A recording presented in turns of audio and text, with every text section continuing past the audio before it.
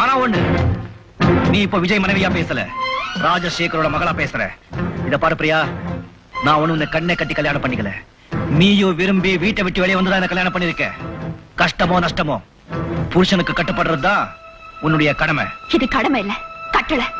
இந்த மாதிரி புரிஞ்சுக்காத புருஷன் கூட வாழ்ந்தா என் உயிர் தான் போகும். புரிஞ்சுக்காத பொண்டாட்டி கூட வாழ்ந்தா என் உயிர் போயிடும். பேசாம நீ பிறந்த வீட்டுக்கே போயிடு.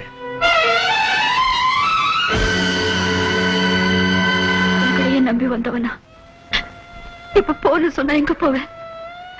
பெத்தவங்களை மறந்துட்டு பழி தாண்டி வந்தவ இப்ப திரும்பி பிறந்த வீட்டுக்கே போனா அங்க என்ன மதிப்பாங்களா? உலகம் என்ன பேசும்?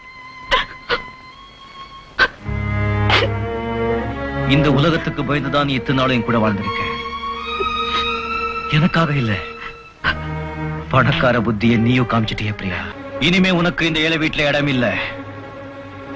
உன் மூஞ்சில முழிக்கவும் நான் தயாரா இல்ல.